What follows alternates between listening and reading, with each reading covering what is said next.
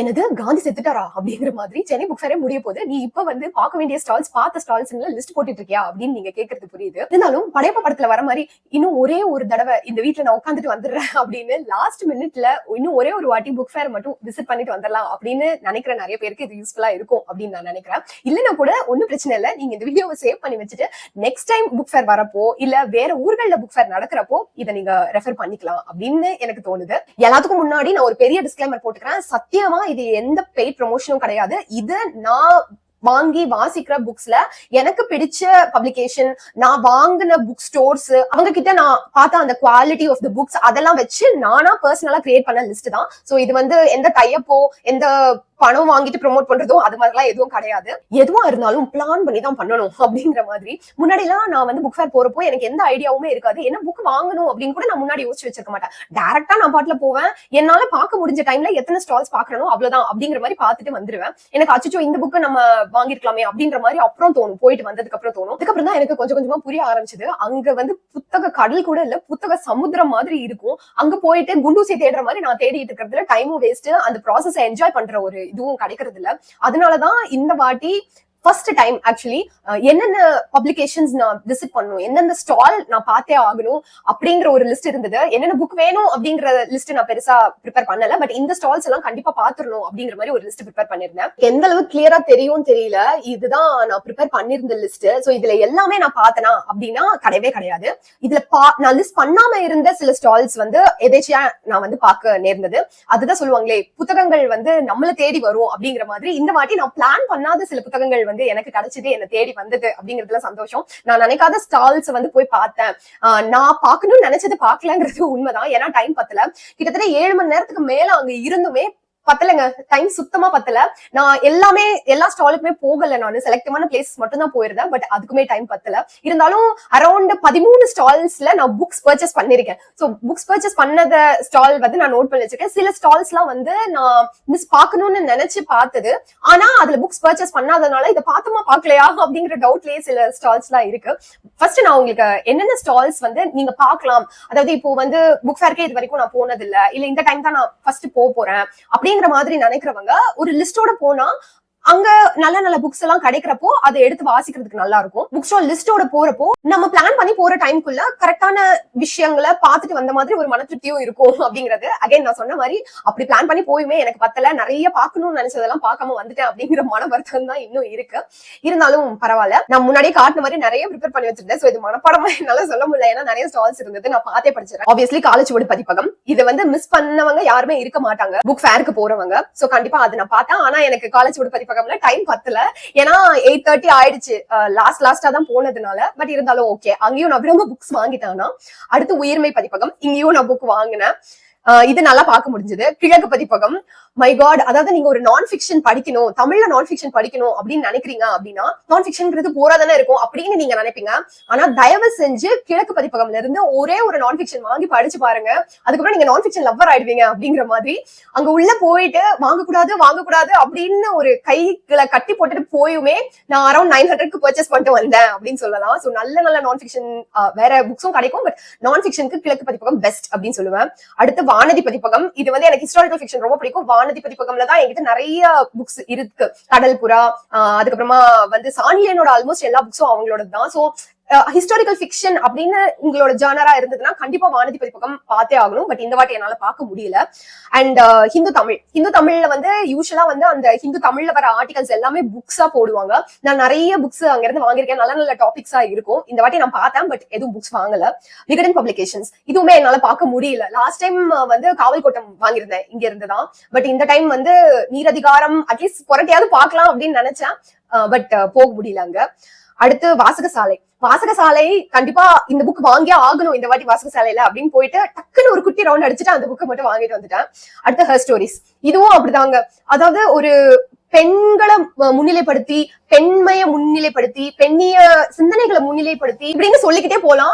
Her ஸ்டோரிஸும் அப்படிதான், கண்ட்ரோலே பண்ண முடியாது. நிறைய புக்ஸ் வாங்கிட்டேன் அங்கேயும் நானு. அடுத்து இறைவி சொல்லவே வேணாம். அவங்க மொத்த பப்ளிகேஷன்ஸ்ல இருந்து புக்ஸ், அவங்களோட புக்ஸ் எல்லாமே வந்து நல்லா இருக்கும். அதுவும் நான் பார்த்தேன். அக்னி வெளியீடு மெயினா நான் பார்க்கணும்னு நினைச்சதே ஆவெனிலா அவங்களுடைய புக்ஸ வந்து வாங்கணும் அப்படின்றதுக்காக தான். பட் பார்க்க முடியல இந்த வாட்டி. எதிர் வெளியீடு இது வந்து எனக்கு ஒரு டவுட்லயே இருக்கு. இது பார்த்த மாதிரியும் எனக்கு ஞாபகம் இருக்கு. ஏன்னா நிறைய அந்த டைம்ல நிறைய ஸ்டால்ஸ் விசிட் பண்ணதுல எது பார்த்தேன் எது பார்க்கல அப்படிங்கிற மாதிரி நான் பார்க்க பே பண்ணி புக்ஸ் வாங்கினதெல்லாம் நான் நோட் பண்ணி வச்சுக்கிட்டேன். பட் சிலது நான் முன்னாடியே சொன்ன மாதிரி சும்மா போய் ஒரு ரவுண்ட் மட்டும் அடிச்சுட்டு வந்திருப்போம் இல்லையா. சோ அதுல வந்து எதிர் வெளியீடு பார்த்த மாதிரியும் இருக்கு, பார்க்காத மாதிரியும் இருக்கு. ஏன்னா நான் இதுல எந்த புக்கும் வாங்கல இந்த வாட்டி. அவரும் பதிப்பகம் இதுவுமே அப்படிதான்.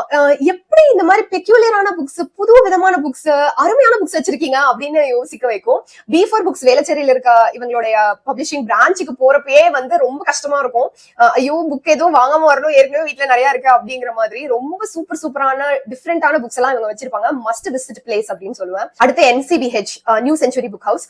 இதுவுமே இந்த வாட்டி என்னால பார்க்க முடியல, பட் இருந்தது லிஸ்ட்ல. ஏன்னா இவங்க கிட்டயும் நல்ல புக்ஸ் இருக்கும். சாகித்ய அகாடமி, இதுல வந்து மெயினா சாகித்ய அகாடமி என்னன்னா இவங்க வந்து இந்திய இலக்கிய சிற்பிகள் அப்படின்னு ஒரு சீரீஸ் ஆஃப் புக்ஸ் போட்டிருப்பாங்க. அதாவது ஒரு ஆத்தரை பத்தி இன்னொருத்தவங்க அவங்களோட தாட்ஸ் வந்து சொல்றது, அவங்களோட ஒர்க்ஸ் ஆகட்டும் அந்த மாதிரி. சோ அதுல ஒரு 2-3 புக் என்கிட்ட இருக்கு. சோ அந்த கலெக்ஷனை வந்து பில்ட் பண்ணணும். ஏன்னா எக்கச்சக்கமா இருக்கு. இந்திய இலக்கிய சிற்பிகள் அப்படின்ற டாபிக்லயே ஒவ்வொரு ஆத்தரை பத்தியும் நிறைய பேர் எழுதியிருக்காங்க. சோ அந்த கலெக்ஷன் பில்ட் பண்ணும் அப்படின்னு நினைச்சு போனேன். பட் செகண்ட் ஸ்டாலவோ தேர்ட் ஸ்டாலவோ இதை பார்த்ததுனால நான் வந்து வேண்டாம், இப்ப இருந்தே நம்ம புக்ஸ் வாங்க ஆரம்பிச்சோம்னா நிறைய வாங்கிடுவோம் அப்படின்ட்டு பார்த்தேன். பட் எதுவும் வாங்கல.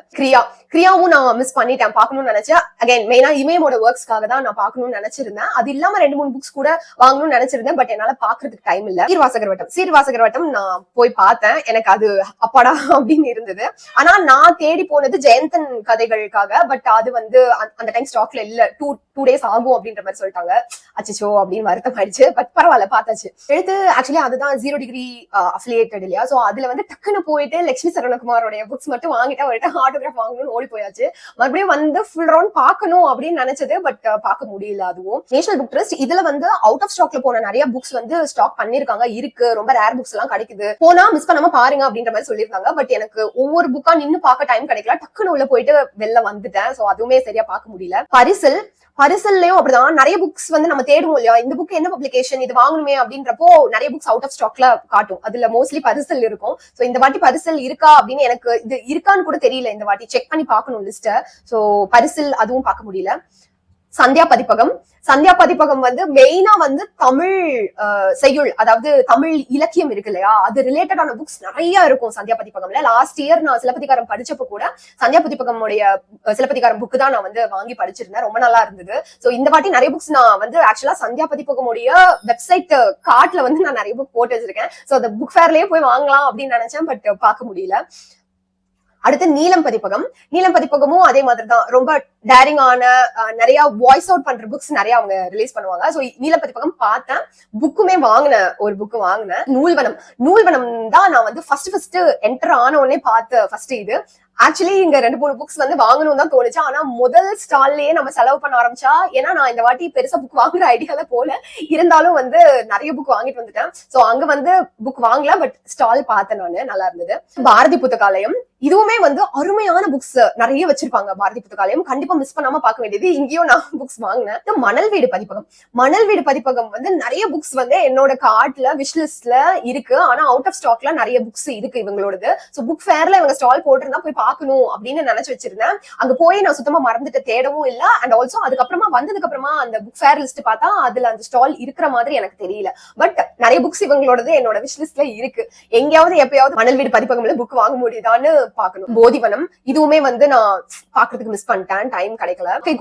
காக்கைக்கூடு actually last time book fair நான் போயிருந்தப்போ நான் பார்த்தேன். அங்க டெக்கரேஷன்ஸே அழகா வச்சிருப்பாங்க. பட் இந்த வாட்டி நான் மிஸ் பண்ணிட்டேன். இங்க வந்து நான் ஒரு புக் வாங்கணும்னு இருந்தேன். ரீசெண்டா தமிழினியாள் அவங்க எழுதுனா நாம் தொலைத்த மதுரை வீதிகள் அப்படிங்கிற புக்கு, அது வாங்கணும்னு நினைச்சிருந்தேன் இங்க இருந்து. பட் போகவே முடியலனால. நற்றினையும் நான் மிஸ் பண்ண இன்னொரு அருமையான புக் ஸ்டால், அதையும் நான் மிஸ் பண்ணிட்டேன், என்னால பார்க்க முடியல. ஆப்வியஸ்லி தேசாந்திரி விஷ்ணுபுரம்லாம் புக் ஃபேர் போறவங்க எல்லாரோட லிஸ்ட்லயும் இருக்கும். பட் இந்த வாட்டி என்னால அது ரெண்டையுமே பார்க்க முடியல. இன்ஃபேக்ட் என்னோட ஃப்ரெண்ட் ஒருத்தி சொல்லியிருந்தா தேசாந்திரியில எஸ்ரா புக்ஸ் நிறைய வாங்கிட்டு வா அப்படின்ற மாதிரி. பட் என்னால போகவே முடியல, டைம் கிடைக்கல. அடுத்து கருப்பு பிரதிகள். கருப்பு பிரதிகள்ல வந்து புக் வாங்கினவங்களுடைய புக்ஸ் எல்லாம் நான் வந்து அந்த பிளர்ப் எல்லாம் ரீட் பண்ணி பார்த்தப்போ நல்ல புக்ஸ் அவங்க பப்ளிஷ் பண்றாங்க போலயே, நம்ம ஒரு வாட்டி போய் பார்க்கணும் அப்படின்னு நினைச்சு லிஸ்ட்ல ஆட் பண்ணிருந்தேன். பட் அகைன் டைம் கிடைக்கல. நாதன் பதிப்பகம். நாதன் பதிப்பகம் வந்து ரீசெண்டா நாயகி அப்படின்ற ஒரு புக் ரிலீஸ் பண்ணாங்க. ஆர்ஜே ஆனந்தி கூட அந்த ஃபங்க்ஷனுக்கு போயிருந்தாங்க. அதெல்லாம் நான் நியூஸ்ல பார்த்தேன். சோ அதனால பாக்கணும்னு நினைச்சேன். சோ அங்கேயும் போய் பார்த்தேன். அடுத்து சுவாசம். சுவாசம் பதிப்பகம்ல வந்து ரினோசா அவங்க வந்து நிறைய புக்ஸ் எழுதிருக்காங்க. அவங்களுடைய ஃபர்ஸ்ட் புக் நான் ஒன்னு படிச்சிருக்கேன், ரொம்ப நல்லா இருந்தது. சோ அதுக்கப்புறமா அவங்களோட எல்லா புக்ஸும் வாங்கி படிக்கணும். இதுல வந்து சுவாசம்ல வந்து அவங்களோட எல்லா புக்ஸும் இருந்தது. பட் அகைன் ஏர்லியா போனதுனால சரி ஒரு ரவுண்ட் போயிட்டு வந்து பார்க்கலாம் மறுபடியும் அப்படின்ற நினைப்பிலேயே அங்க வந்து போக மட்டும் தான் முடிஞ்சது. நான் புக்ஸ் பார்த்தேன், ஆனா எதுவும் வாங்கல. அப்புறம் தமிழ்நாடு பாட நூல் கழகம், இந்த ஸ்டால்ல வந்து புதுமை பித்தன் புக்கு, அப்புறம் வந்து கீராவுடைய புக்கு, இந்த மாதிரி நிறைய புக்ஸ் இருந்தது. அது போக குறிஞ்சி பாட்டு, அகநானூறு, புறநானூறு, இதெல்லாம் கிட்டத்தட்ட சந்தியா பதிப்பகம்ல இருந்த இலக்கிய இது மாதிரி தமிழ்நாடு பாட நூல் கழகம்ல இப்ப நிறைய புக்ஸ் போட்டிருக்காங்க. இந்த மாதிரி எனக்கு நிஜமாவே ஐயோ காசு இருந்தா இது எல்லாமே அள்ளிட்டு போயிடலாமே அப்படின்ற மாதிரி தான் இருந்தது. அங்கேயும் எதுவும் வாங்க முடியல, பட் பாத்துட்டு வந்தேன். நெக்ஸ்ட் தமிழனி பதிப்பகம். ரீசெண்டா ஏதோ ரேண்டமா சர்ச் பண்ணிட்டு இருந்தப்போ அம்மன் நெசவு அப்படிங்கிற புக் வந்து இந்த நெசவாளர்களை பத்தின புக் அப்படின்னு இருந்தது. குட்ரிட்ஸ்லயும் அதுக்கு செம்மையான ரேட்டிங்ஸ் இருந்தது. பட் காமன் புக்ஸ்ல அவுட் ஆஃப் ஸ்டாக்ல இருந்தது அந்த புக். நான் செக் பண்ணப்போ இப்போ எப்படின்னு தெரியல. பட் அந்த புக் வந்து தமிழினி பதிப்பகம் இருந்தது. சோ கண்டிப்பா போய் பார்த்து வாங்கணும் அப்படின்னு நினைச்சேன். போனேன், பார்த்தேன், வாங்கிட்டேன். சோ தமிழினி பதிப்பகம் பார்த்தேன். அப்புறம் சால்ட்டுக்கு போயிட்டு அந்த புக்கு, அந்த கவர் டிசைன், அந்த உள்ளுக்குள்ள அவங்க பண்ணிருக்க டிசைன், ஐயோ எனக்கு எந்த புக்கை வாங்குறது எந்த புக்கை விடுறது அப்படிங்கிற மாதிரிதான் இருந்தது சால்ட்ல. அங்கேயும் வந்து கொஞ்சம் அதிகமா தான் செலவு பண்ணிட்டேன். சோ சால்ட் போய் பார்த்து புக்ஸ் வாங்கியாச்சு. வஉசி நூலகம், இது வந்து செம்மையா இருந்தது. வஉசி நூலகம்ல பாரதி அண்ட் வஉசி ரிலேட்டடா நான் வந்து ஃபுல் ஸ்டால் பார்க்க முடியல. அதுக்குள்ள வேற ஒரு ஸ்டாலுக்கு அவசரமா புக் ரெஃபர் பண்ணிட்டு வரேன் அப்படின்னு சொல்லிட்டு ஓடி போயிட்டு அப்படியே விட்டுட்டேன் நானு. பட் அங்க புக்ஸ் வாங்கினேன் நான் ஆக்சுவலி. பட் ரொம்ப நிறைய நல்ல புக்ஸ் இருந்தது வஉசிலயும். மெயினா என்ன சந்தோஷம் அப்படின்னா பாரதியார் வந்து செல்லம்மாளுக்கு எழுதின கடிதங்கள், அதை வந்து செல்லம்மாள் வந்து எழுதிருக்காங்க ஒரு புக்கா. அந்த புக்கை இந்த வாட்டி என் கண்ணில் படிச்சு வாங்கிட்டு வந்துட்டேன் நானு. நிறைய பாரதியாரோட புக்ஸ், வஉசியோட புக்ஸ் நிறைய இருந்தது அந்த ஸ்டால்ல. சோ இதெல்லாம் தான் நான் பாக்கணும்னு நினைச்சு ஆக்சுவலா பார்த்து லிஸ்ட்ல இல்லாம புதுசா பார்த்த ஸ்டால்ஸ். சோ ஹோப்ஃபுல்லி இந்த புக் ஃபேருக்கு இது யூஸ்ஃபுல்லா இல்லைன்னா கூட வரப்போற புக் ஃபேர்ல என்ன மாதிரியான ஸ்டால்ஸ் எல்லாம் கண்டிப்பா பாக்கணும் அப்படின்றதுக்கு ஒரு யூஸ்ஃபுல் இன்ஃபர்மேஷனா இருக்கும்னு நம்புறேன். இந்த ஸ்டால்ஸ் என்னென்ன அப்படிங்கறதையும் டிஸ்கிரிப்ஷன்ல கொடுக்குறேன். நீங்க இது மாதிரி லிஸ்ட் போட்டு போனீங்களா, இல்ல நான் சொன்ன ஸ்டால்ஸ்ல என்னென்ன நீங்க விசிட் பண்ணீங்க, எதெல்லாம் நான் பார்க்க வேண்டியது மிஸ் பண்ணிட்டேன்னு நீங்க ஃபீல் பண்றீங்க, எல்லாத்தையும் கமெண்ட்ல சொல்லுங்க. தொடர்ந்து வாசிப்போம். நன்றி.